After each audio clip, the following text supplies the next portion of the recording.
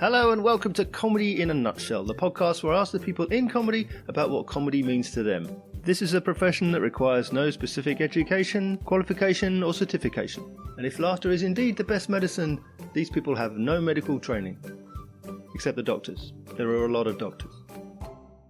I'm the comedy nerd who's seen over 1,600 comedians perform live comedy, and you can find out more about my journey in comedy fandom on my website, thecomedynerd.com. If you'd like to hear from comedians even half as much as I do, then please like, subscribe, rate, review and share the podcast. Thank you. My guest this episode is a young alternative comedian from the USA who trained in France and is now based in London. She made her Edinburgh debut this year with a critically acclaimed and award-nominated show. It's comedian and clown Lil Wenker. When you think about growing up, school, college, your home life, was comedy a big influence on you back then?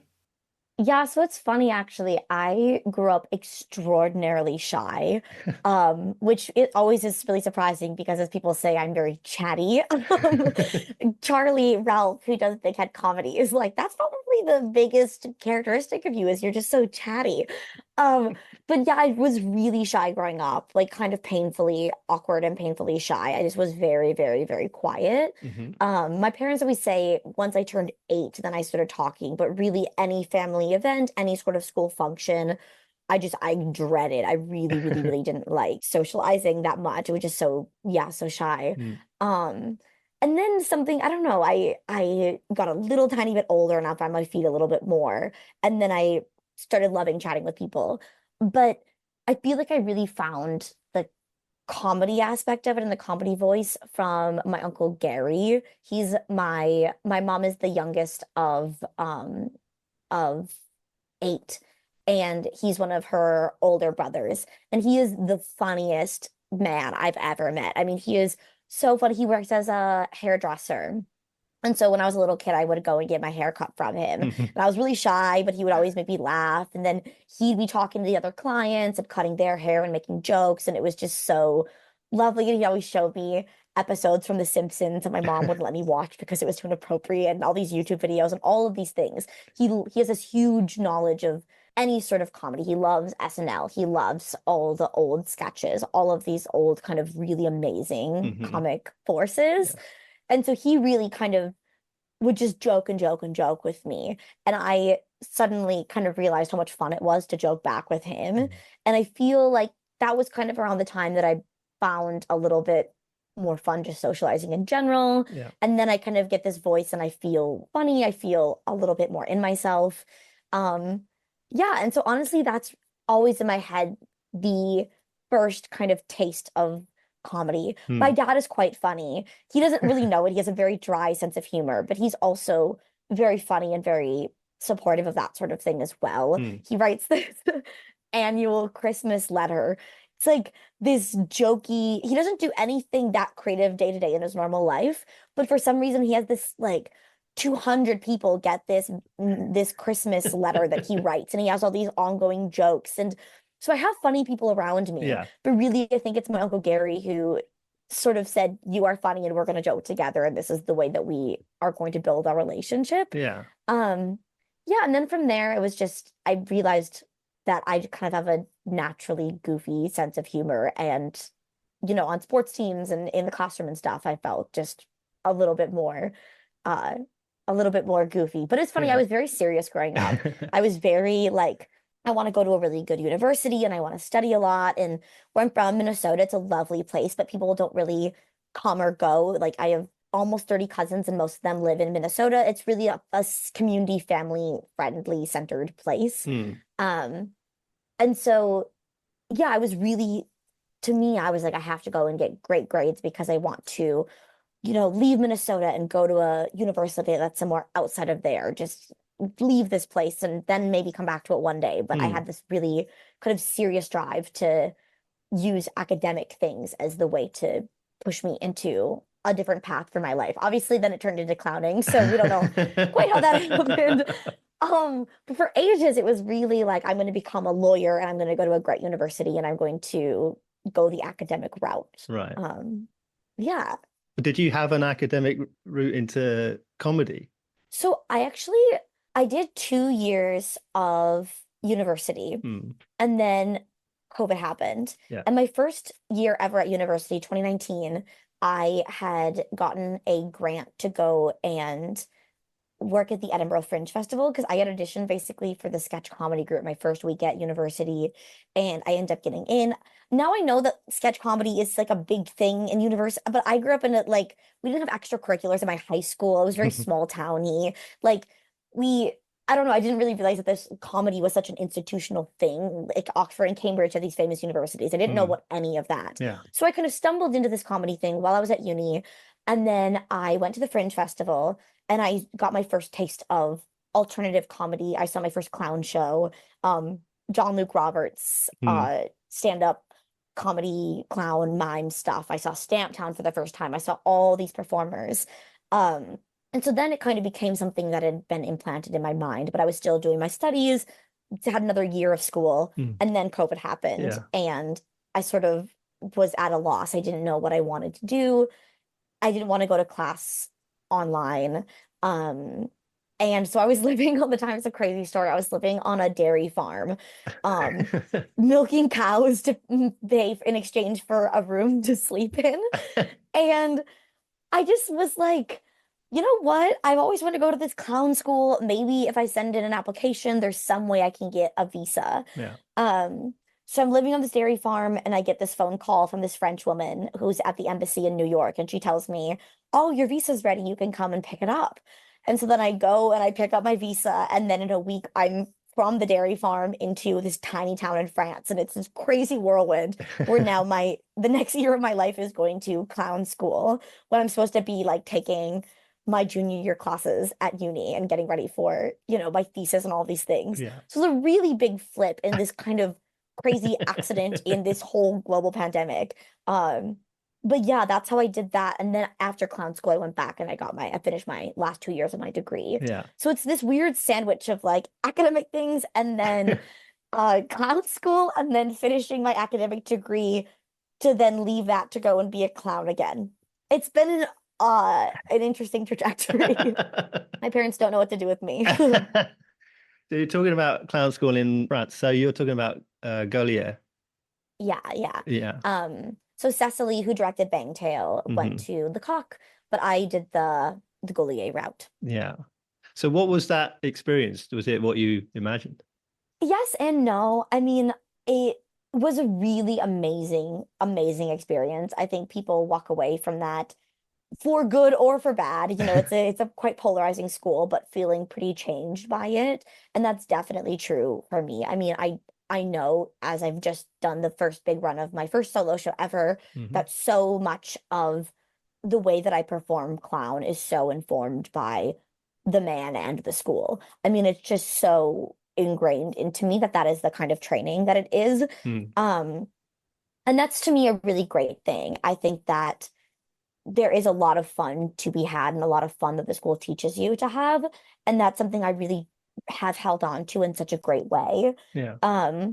It was really interesting because most people, there were a few other younger people, but really for the most part, everyone was kind of mid to late 20s, if not 30s and 40s. So it was a really amazing thing to just jump in and be completely out of my depth. I mean, that's such a gift for anyone, is just to be like the tiniest fish in the pond. And I really did feel that way where, yeah, I had had some theater training and stuff. And some people hadn't, but just from my sheer life experience, I felt like such a newbie, but that was so, so cool. And people come to that school from all over the world. Mm. So just living, I mean, that was the first time I'd never lived properly by myself, since at university you'll have like a roommate or people who live in the same, kind of dorm as you. Yeah. So the first time I lived by myself, it's the first time I was that far away from home for that amount of time during global pandemic. So just from sheer life experience, there was a lot of learning. And I mean, just I had never done clowning before. I'd never really had any formal comedy training. And so yeah, it was a lot of trial and error and mostly error, but yeah, it was amazing. It was so great. And also just I made so many great friends, which is part of the reason I moved to London, was just the community of people that that school attracts. Yeah. So what was it then, do you think, was the allure of alt comedy and clown as opposed to like, sketch? What drew you to clowning and alternative comedy?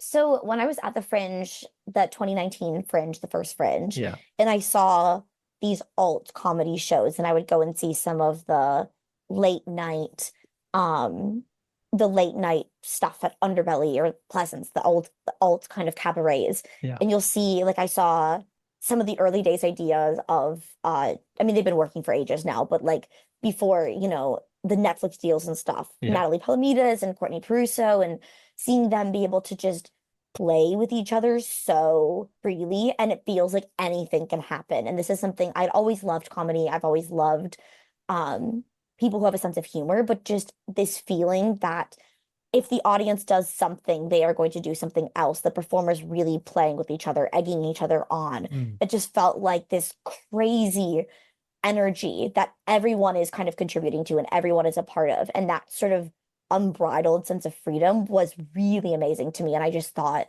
that I'd never seen people have that much fun before on stage. It just, the looks in their eyes, it felt like a magical power. And I wanted to know how to do that. Mm. And so then, of course, I mean, Courtney and Natalie didn't go to Gaulier, to my knowledge, but some of the other like Stamptown people and stuff were talking about this school. Mm-hmm. So then the more I researched it, the more I found out, oh, so many people have gone to this school. Yeah. And this is what the curriculum is, and this is what clowning is. So yeah, it really stuck the seed in my mind for about a year. And then when the pandemic happened, it was this kind of perfect opportunity to try it. Yeah. You use the word fun. Mm-hmm. And that's one of the great things about watching you when you perform is that you are clearly having so much fun doing it. You've always got a big smile on your face, cheeky wink for the audience. You're clearly having a great time. How important is it for you that it's not like a theatrical performance necessarily in the fact that it's all about the role you're playing, but it's about how much fun you are having doing it?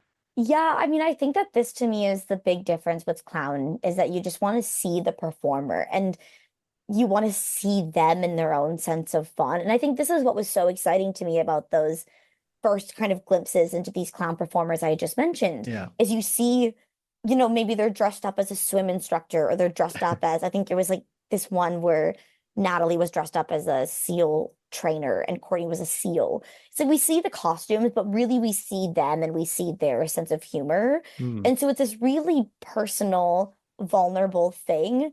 But I mean, to me, that's the most important thing. I always say I'm very against the starving artist monolith that you have to like suffer. I just think this is such a lucky job to do that so few people get to do. And in a world that is as complicated as our world is, that I can dress up as a cowboy who's modeled after my dad, who's also an accountant. I mean, that's so lucky. Yeah. So I would just feel like if I'm not having fun, then what am I doing? Like, I'm surely not making any money doing this. So I might as well be having a lot of fucking fun.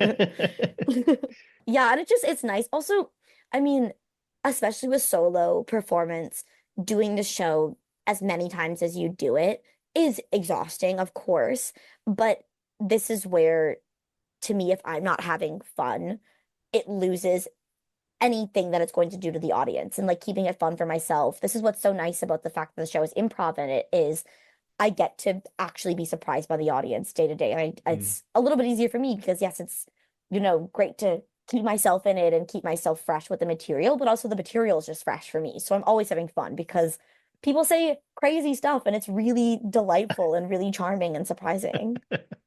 You raise an interesting point there because something I'm always interested in is how much of the person we see on stage is them and how much is an exaggeration or a character that they're playing.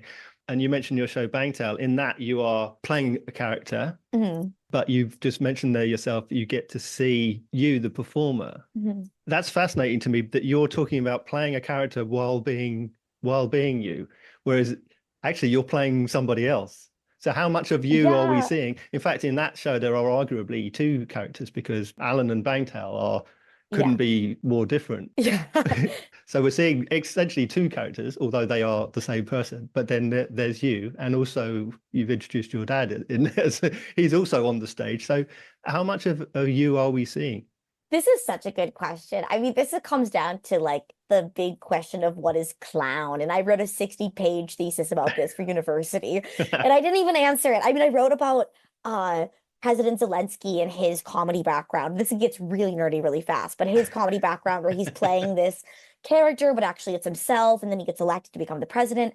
Anyway, this is just what I think is so cool about comedy is that by playing a character in some way, you can actually see bits of yourself more clearly. Because to me, there is something very liberating about being in the costume that I am in Bangtail, because I think when I am in my normal girl Lil version, there's little things that I, want to hide about myself or make more or less apparent or that sort of thing. And that's why I think I would struggle with stand-up comedy is I feel that there's more maybe of a desire to kind of make a caricature of myself. Whereas if I'm a character, that I could just be myself a little bit more fully. That's really confusing and probably doesn't make sense. But I just think like when I'm this cowboy, I can be the mischievous person that I actually am in my normal life. I can Yeah. play a little bit more. I can be a little bit less polite. I can be a little bit grosser. I can be a little bit more aggressive. And I think these are qualities that I do naturally have when I'm just goofing off with my friends. But as soon as I come on stage in the way that I look normally, I think that there is some like a little bit less freedom. There's assumptions that suddenly are being played with, and there is uh whereas if I'm already kind of silly and if I'm already, surrendering to this like fully character silly image of myself, I can just lean into that a little bit more and Mm. actually show some of the things maybe I'm more scared to show about myself in real life. Right. What I infer from that is that you're maybe a little coy about letting out those aspects of yourself, but because you're protected by it's not you, it's somebody else, Yeah. you can let them out because ultimately people aren't looking at you or judging you necessarily. It's somebody else doing those things. Yeah, it's a little tiny bit of a mask in a funny way. Which is funny because I always play men. I mean, almost exclusively, I will, if I can have a choice about it, I'll play a man. But I think it's just because the costume just, yeah, I have a tiny bit of a mask to then be, you know, a little more in your face, a little bit more mischievous, a little bit of all these things that maybe I shouldn't be, but I actually am. I mean, this is the truth is that I was such a troublemaker when I was a kid. Always, and like my sister is so good. She's so patient, she's so kind, she's so generous. And I was always just so, and even now, like I'm so mischievous. My mom always says that my worst quality is that I love to stir the pot. I love to cause a little bit of trouble. I love to like, if there's a button that says I shouldn't push it, I just have to push it. And this is just so fun to be able to do on stage without sort of all these feelings of, oh, I really shouldn't do this. I really shouldn't do this. Once I'm on stage and I'm in this costume, I'm like, well, he's doing it. It's not me. So he can do whatever he wants to. And that's a funny, weird, like psychological freedom that I find. Yeah. Again, you raise a very interesting point because the show Bangtail is essentially about masculine identity. It's a Hmm. show about identity in Hmm. which you are arguably hiding your own identity, Hmm. maybe letting out little bits of it. Yeah. But also, it's a show about identity in which you, Lil, Hmm. are playing a man. Hmm. And you feel that as a man, you can be more of one thing or another. So Yeah. again, hiding your own identity behind this masculine facade. I Yeah. don't know. I'm just very interested and curious about that sort of it's a whole show that questions identity. And yet, where is Lil? Where is she hiding? Am I seeing a glimpse of her here and there? It's just funny though, because I think that I'm not actually hiding. Like I'm I think by hiding a little bit of maybe like with a costume, Hmm, my personality comes through more. I think that having the silly mustache and having the silly eyebrows, that sort of physical yeah. identity transformation actually just lets my personality come through a little bit more, is maybe what I'm trying Hmm, to say. I yeah. think that the costume to me does a lot in feeling like my body is a neutral thing for my personality to just rush out of me in a big way. And also, of course, yeah, I am thinking a lot about gender and, my relationship to my dad. And like, obviously, he's a man and I'm a woman. And what is that kind of dynamic? And I think all of these things for me, I think any sort of big question of what a show is about, I just always think that comedy can do a lot when it comes to abstraction. Like I would never want to go and do a show and say, okay, and now I'm going to tackle toxic masculinity. I think that that's necessarily not necessarily the comedian, or at least not my job. Mm. I think my job is to abstract things and have us see things in funny and silly ways Yeah. that maybe, yes, do cause us to think about them in different ways. Mm. But cause us to just see things in a different way, to experience them in a different way. And maybe that dissonance does something down the line. But yeah, it's a funny thing. I'm not trying to like, bash men or make a male sympathy show. Like I'm not necessarily even trying to do that. I'm just trying to explore what it means to do and see these things in different lights. Yeah. Well, I've obviously very clumsily dissected the show. So No, why don't, no. for the benefit of listeners, how would you describe Bangtail? Yeah, so Bangtail is a clown spaghetti western about a cowboy who becomes an accountant. And so it's loosely, as I've said already, based on my dad, Alan, Hmm. who's a Minnesotan accountant. And we used to stay up late when I was a little kid and watch these great classic spaghetti westerns.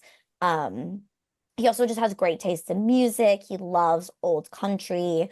So there's a lot of these really great macho men figures in my life who I love. I love Elvis Presley. I love Willie Nelson, Clint Eastwood, these really the stereotype of the strong, sexy, like just yeah, the everyman really that people want to be so badly. Um, and to me, I something I really think about a lot when it comes to comedy is aspiration. So what somebody wants to be, but for some reason fails to be. I think a lot about the book Don Quixote because it's the perfect clown novel. It's so great. It's this absolute idiot who wants to be the hero for himself, for his lover, for his town, and he has absolutely no resources to be able to do that whatsoever. And I say this lovingly because my dad is not an absolute idiot. He's a delight.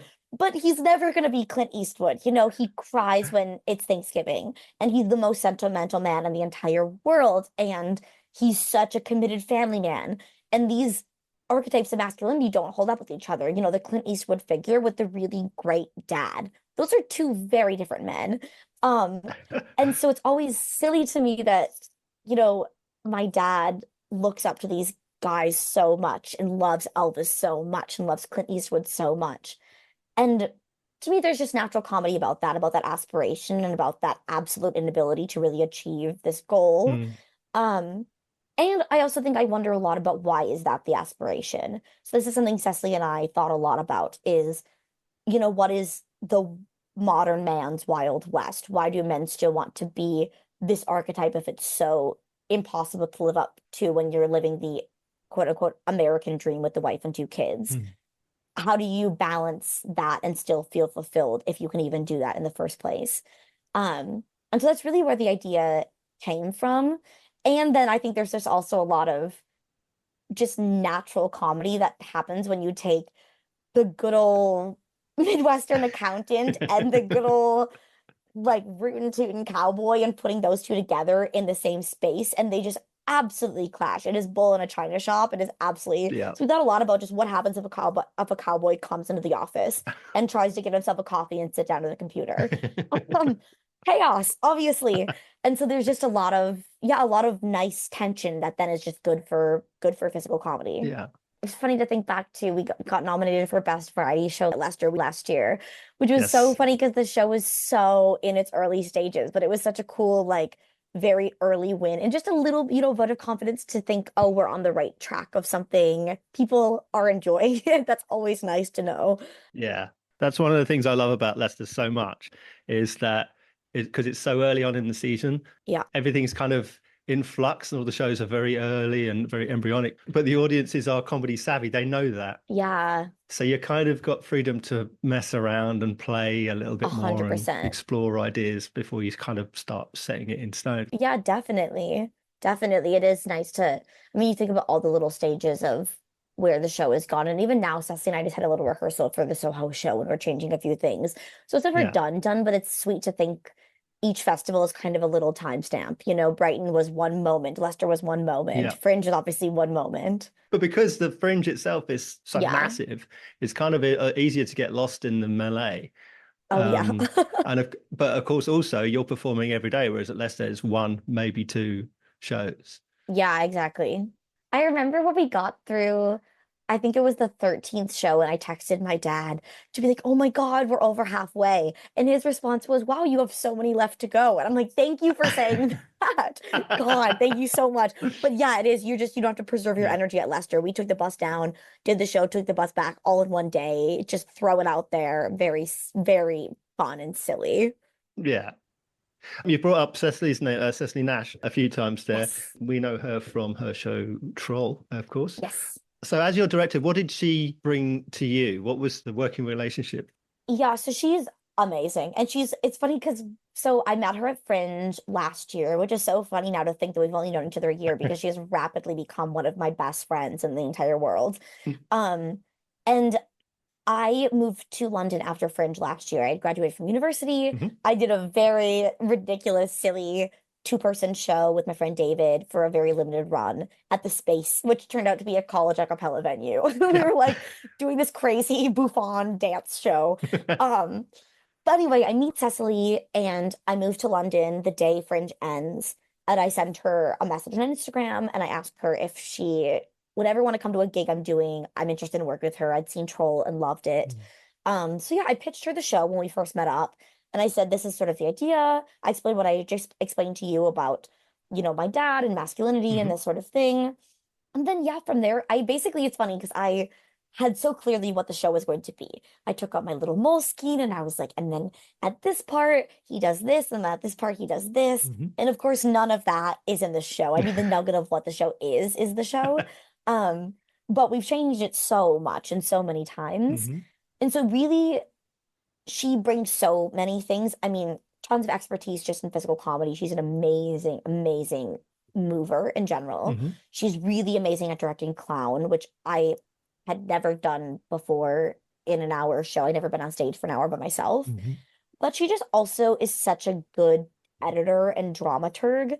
And so I think something that's hard for me is, you know, especially when something is as personal as trying to make a story that's about my dad, but not about my dad, and inspired by him, but also about lots of different things. She is an amazing outside eye to zoom out from all of that kind of personal material and say, okay, structure wise, we need this to happen at this time. We need there to be some sort of conflict. We need there to be some sort of pickup in the action. Mm. So she is just such a great editor and, like I said, dramaturg to come and say, okay, holistically, how does this fit together and how do these pieces all serve a narrative? Which is hard to do in a clown show. It's really hard to with an idiot being the person who's narrating things. How do you trust them to lead you through a narrative? And so she's really good at clarifying the ideas Mm. and helping my brain slow down. Um, yeah, and then just being a really, really, really good friend. Yeah. So you said about your short run at Edinburgh last year. Yes. So this is the show that Brighton highlighted, I think. Yes, so we were on the short list for the Brighton Fringe Award for Excellence. Yes. Then who was won by Ben Target, obviously King. So it's really funny.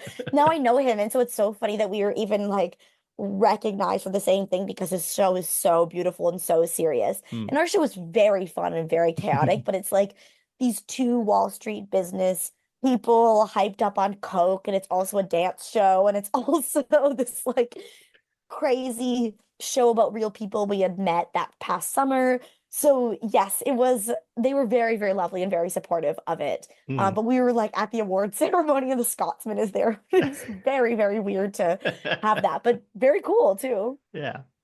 So between that show and obviously doing a solo debut this year and your prior experience, how was your Mhm. experience of Fringe as a whole? Yeah, I mean, it's funny, it's definitely changed. I mean, my first Fringe, I was working flyering for people. Yeah. And so that's one thing where the work is not necessarily the most interesting. It's fun to chat with people, but what's great about it is you can just go and see a million things. Yeah. And just my whole thing I think I saw 60 shows that first Fringe because I had an assembly pass and I just would see everything all day, pack it in. I just thought this is the way to expose myself to all of these different kinds of comedy, and Hmm. maybe I'll find something that resonates with me. Obviously, I did. Um, then the next year that I went, I teched for Rosa Garland for her Fringe debut of Trash Salad. Yeah. Um, and that was such a gift for this Fringe I just did because I watched somebody go through the stress of the debut solo show. I saw her and she was so generous to me. She let me sit on everything and come to all the events. And so I really got such a good glimpse into what all of that means. Mm. Um, but I watched, the huge swings in emotion and how stressful it is and how much pressure there is for to do this sort of debut. And so that was really, really helpful for me again this year, going through all of these big emotional swings of, oh, people like it, but I'm tired, or maybe they don't like it and I'm still tired. Um, yeah, so I mean, then coming to this year, obviously last year was really fun and very different experience. I'm doing it with somebody. It's not a debut in the way that this year was. It was a fun show we had written that summer. Yeah. There was not a year's lead up to it. There was not this huge financial investment and all of these things that put pressure on it. So this year, I mean, it's a different thing. There's just, of course, more stress and it feels like more risk and just so much more personal investment in it. Doing a solo show is just so different than doing a show with somebody else on stage with you. Yeah. Um, and so yeah, I mean, I think the exhaustion is just a little bit more, the anxiety is a little bit more, the stress is a little bit more. But honestly, I feel because I had my appendicitis right before, like 4 weeks before the debut, and it's actually just talking about this with Lachlan last night. But as much as that was the absolute worst thing that could have possibly happened at that time, Hmm.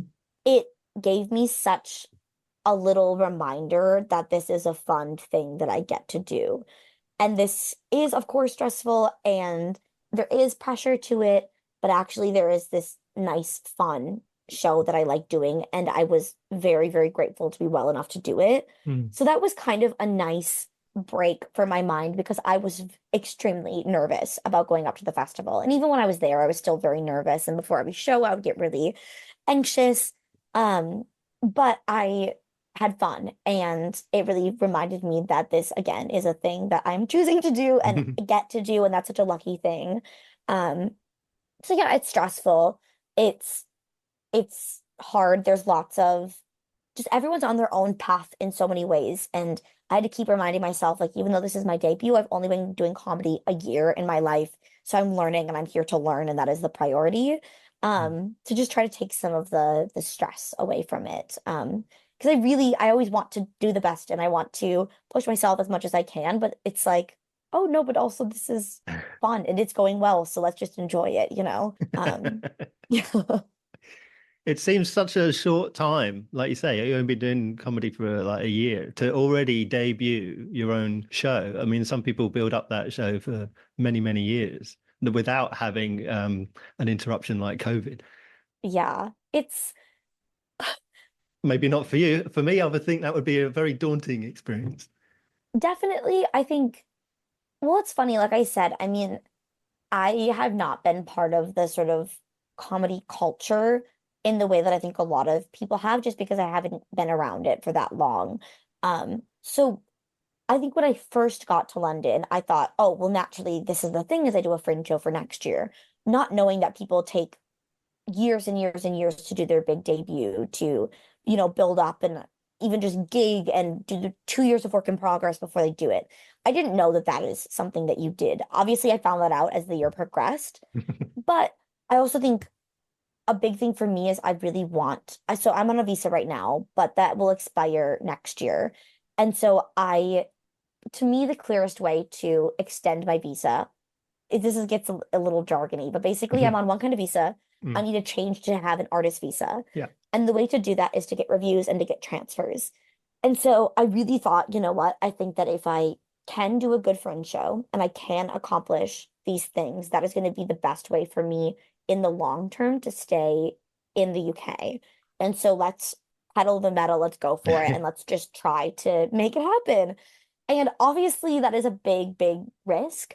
Um, but I just thought, you know what, like I moved here to do comedy and I don't want to I don't want to squander this opportunity that I have to stay here to then maybe go back to New York for a few years and then build up to it in a different way. I just really wanted to go and commit and try my very best to see how much can I accomplish in a year and then try to stay in this country for a very long time to then get better because this is really what I want to do is I just want to become a better performer.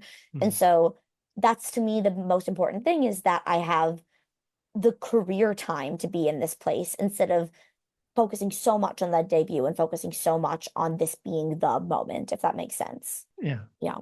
And on that subject of performing in the UK and, of course, in the US, how much difference do you see culturally in the way comedy is performed or perceived on both sides of the pond?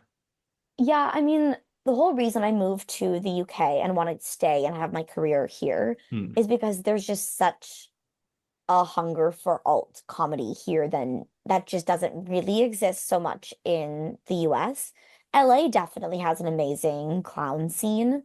Mhm. Um, but not even necessarily in the same way that we have it here. Just the number of alt gigs that are here, the number of scratch nights, the amount of Arts Council funding that will go for people to, develop X practice, to pivot to short films, to do all these things. Mm. There's just so much audience and government support for it Mhm. that even in kind of the clown pockets of the States, I just don't see the same kind of breadth of performance and types of performance and kinds of different forms of performance interacting. Like I get a lot of work, as you can probably imagine, from drag nights. And drag and clown is something that's really been collaborating quite a bit lately. Mhm. Um, and that just there's not really a place in the US that I think has that amount of work or that amount of interesting work.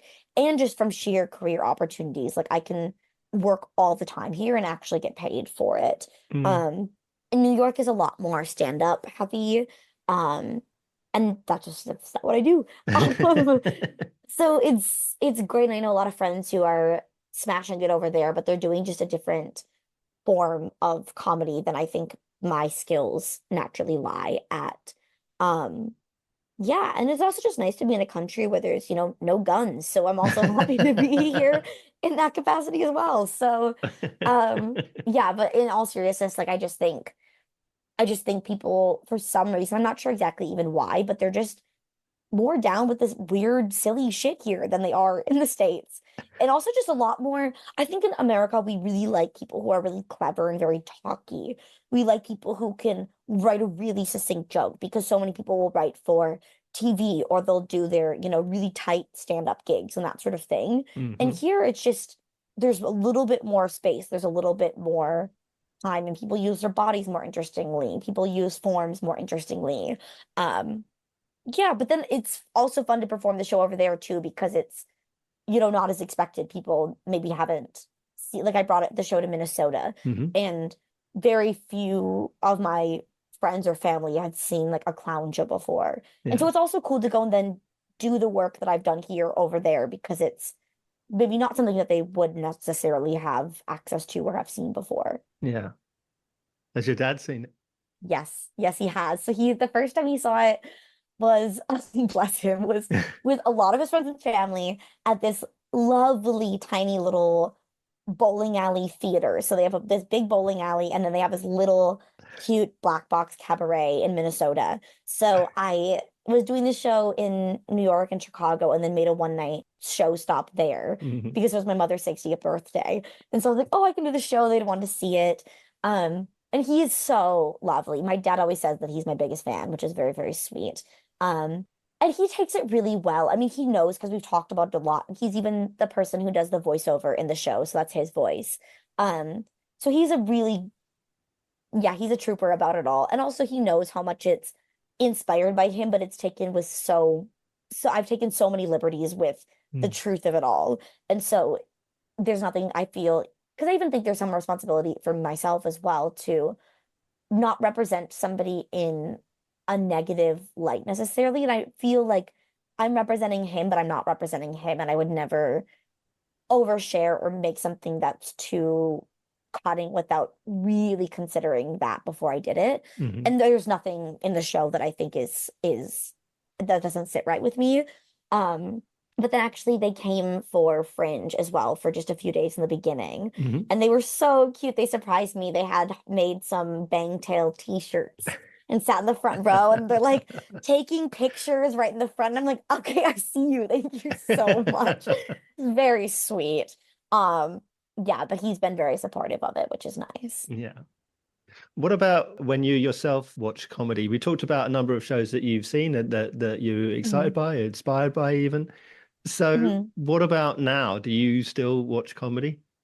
Yeah, I do all the time. I mean, I think first of all, just if I'm doing a gig night, even if I'm not requested to stay the entire time, I'll usually stay so I can see everyone's sets, just so I can see, okay, what are my peers working on? What are people in the community working on? What are they Mm, doing? What are they saying? yeah. Um, so I see just a lot of it from the work, like working, but yeah, I also just go to a lot of stuff. I because I did the Soho Labs, I'm on the mailing list to see what tickets are going and all the people's shows that are touring. So I go and see a lot of it. Mm, Um, of course, it's changed a little bit because suddenly now, because I'm working professionally doing this, I am thinking more, oh, that's a great joke and that could relate to this thing and that's a great joke. I always yeah. feel like I'm in my work brain a little bit more, but then every once in a while I go and see something where I feel so fully immersed and I'm just like laughing. I always have such a good time. I Yeah. mean, this is what's great about working in that industry is even if I'm quote unquote working by going to see a show, I'm going to see a comedy show and that's lovely. And I usually run into people that I know. It's always fun. Mhm. Um, but definitely, yeah, my work brain I can feel is on more, or I can understand, especially with clown shows, like, oh yeah, okay, that's a version of this game that I've seen. Mm. Oh, that's a really clever way of integrating, this kind of play with the audience. Yeah. Um, yeah, so it's you're reading it a little bit more as a comedian yourself, I think. Yeah. Do you think there's a particular lesson that you've learned that maybe you would take back and tell your younger self about what you've learned about what it is to do comedy? Oh, I think that it just even once you feel like you know some bits of it, Mm. you still don't know that much, which is really frustrating. Of course, because it's like, okay, now I've been, even just doing bang tell for a really long time, but there's always still stuff that can surprise me or things that they just sent me the video from Edinburgh, and there's parts of it that I love and parts of it that I'm mortified by. I'm like, oh, why am I not sharing this moment with the audience? There's always Mm. stuff that you can do to improve it. Um, so it's like once you think you're getting better, there's still a lot of room to to improve. But also I think just how much if you really commit to doing something, like I think I've performed every single week since I first moved to London, if not several times a week since I moved to London. Like I don't even think there's been one week that I haven't done some sort of gig or something like that. Mm. And just really, really trying and working hard. Obviously, you get better, and I feel so much more confident on stage and so much more willing to try new stuff and be sillier with the audience and that sort of thing. So yeah, just like it pays off. Yeah. Are there things that you want to do that you haven't yet done that you haven't yet found a way to do, perhaps? Or are there scratch nights or particular bills that you want to appear on with particular people or venues that you want to play? Do you have those kinds of objectives? I definitely have. I always make myself little manifestos where I'm like, okay, this is in the next 3 months I want to do this thing or I want to work with these people. I Mm, think now that I've done solo stuff, I love doing solo stuff. I think the next proper show is going to be a solo as well. hmm. But I am also really keen on doing some more on-stage collaboration stuff. I'm excited. There's a lot of very, very, very funny people Mm. working in this scene right now. And so writing something with somebody doing some sort of actual collaboration, I think is really exciting. Um, and yeah, I'm also just because I'm now moving away from, I'm not moving away. I have another year of Bagtail in me, I think, if I look at the calendar. But like my mind is already thinking about the next project. And so I'm kind of building the new character assessment. I've been talking about what the next show might be. Um, I think, yeah, also there is an idea of challenging myself into kind of going back to this identity question of how I can be more me on stage, how I can exist a little bit less, at least in a physical way, in this mask. I've always wanted to do some sort of clowny stand-up show. I just saw Rob's show at Soho, Rob Copland, Hmm. and it's so funny and it's so him, and also maintains this sort of really clowny, really physical element to it while still being him in a red jacket doing a stand-up show. And that's always super lovely. So yeah, formally I have things that I would like to do. I also want to I've always had a few ideas for some film stuff and only done a few of them ever. So wanting to do some film stuff as well. Hmm. There's lots of little ideas.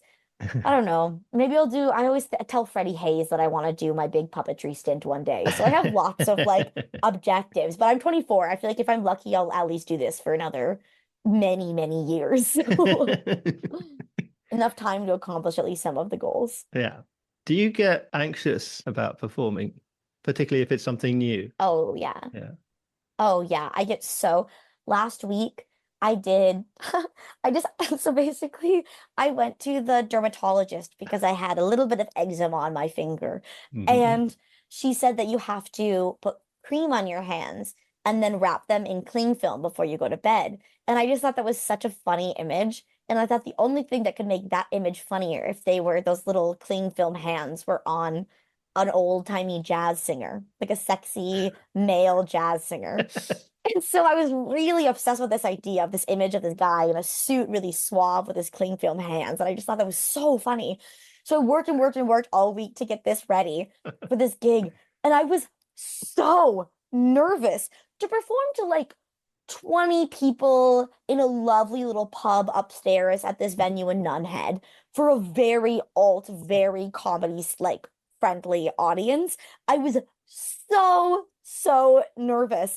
And I think that is also a big lesson that I've grown to learn is that no matter how many times you get on stage, there's always going to be something that is just vulnerable about it because you're just going by yourself and saying, this is a big idea that I have had, and it's very possible that it's going to be an absolute disaster. Even sometimes Bangtail, it's like the show now, I usually know when the audience is really going to be with me and that the jokes we've written are good because they've been tested so many times. But every Mm. once in a while, there's an audience that just hates it. And it's like, that's a risk, every time you go on stage, there's just a potential that things aren't going to go well. And I always get nervous about that. Mm.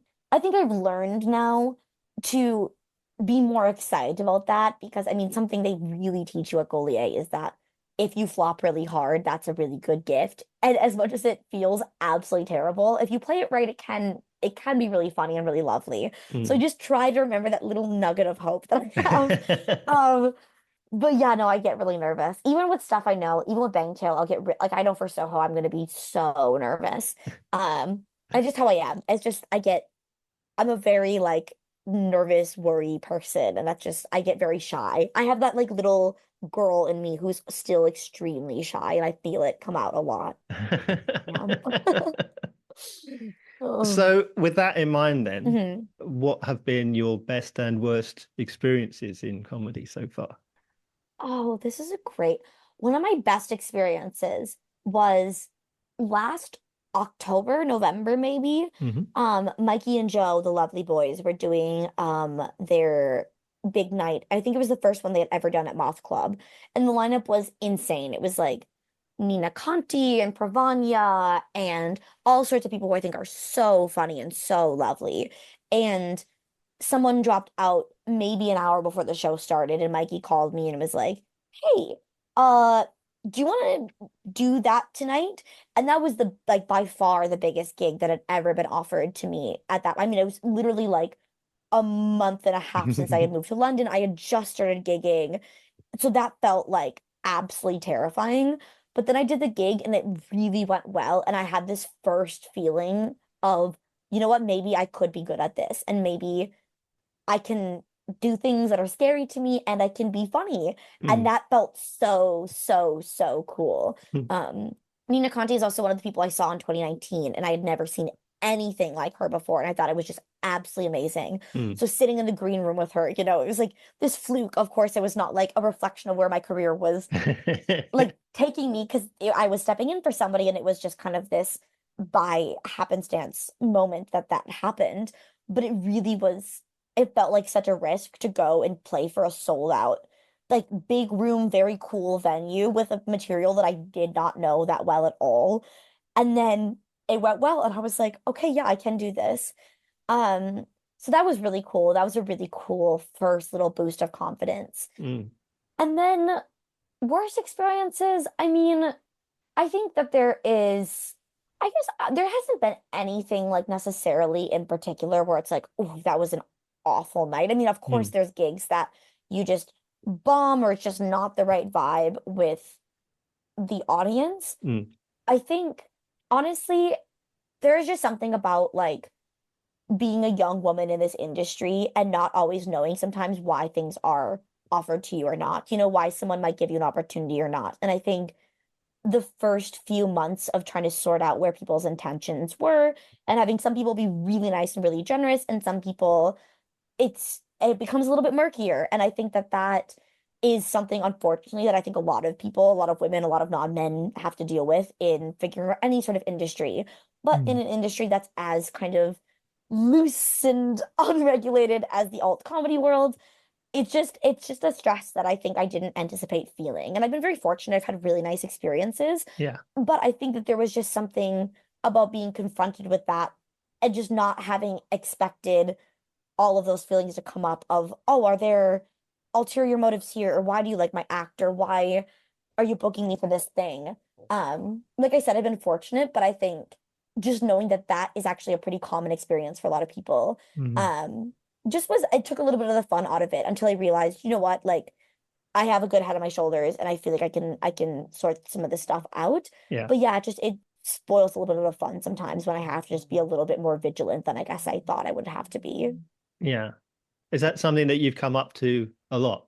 Not like I said, I've had very good experiences, Yeah. but I think it's just something that people have to be, well, again, kind of the non-male friends in our community have to be more aware of than people would think, I guess, of just like, yeah, okay, I have to, or a lot of times being the only woman on the bill. There's just a lot of discrepancies in booking and that sort of thing, which just is a bummer, and you don't really realize it, and then you're suddenly in a room with like six male stand-ups who may be lovely, but if they're not having the same experience that you're having. Mm. Yeah. How can we find out about you and where we can come and see you perform? You can follow me on Instagram. It's at not.little.wenker.